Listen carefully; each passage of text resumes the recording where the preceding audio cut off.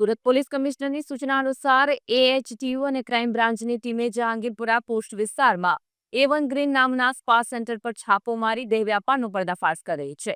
આ કાર્યવાહીમાં 3 ભારતીય મહિલાઓને મુક્ત કરવામાં આવી છે. પ્રાપ્ત માહિતી અનુસાર જહાંગીરાબાદ કેનાલ રોડ પર સમર્પણ હાઉસ સામે આવેલી ગ્રીન એરિસ્ટો કોમ્પ્લેક્સ બિલ્ડિંગના બીજા માળે દુકાન નંબર 212માં ચાલતા A1 ગ્રીન નામના સ્પામાં ગેરકાયદેસર પ્રવૃત્તિ ચાલતી હતી. આ સ્પા સુશીલ કુમાર ઉર્ફે ગુડુ ઓમપ્રકાશ યાદવ અને રૂક્ષાર સમીર દ્વારા ભાગીદારીમાં ચલાવવામાં આવતી હતી. આ સ્પામાં મુંબઈ મહારાષ્ટ્રથી કુલ 3 ભારતીય મહિલાઓને બોલાવી રાખવામાં આવી હતી.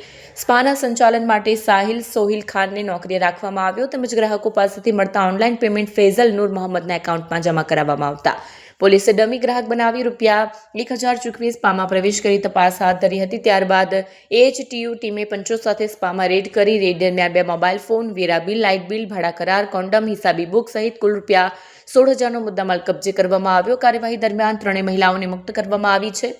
જ્યારે સ્પાના ભાગીદારો સુશીલ કુમાર ઉર્ફે ગુડુ ઓમપ્રકાશ યાદવ, વૃક્ષાર સમીર તેમજ ઓનલાઈન પેમેન્ટ સ્વીકારનાર ફૈઝલ નૂર મોહમ્મદને વોન્ટેડ જાહેર કરવામાં આવ્યા છે. સમગ્ર મામલે પોલીસ દ્વારા કાયદેસરની કાર્યવાહી હાથ ધરવામાં આવી રહી છે. કેમેરામેન હકીમ શેખ સાથે વસીમ હાસમીનો રિપોર્ટ, આઝાદ ન્યૂઝ, સુરત.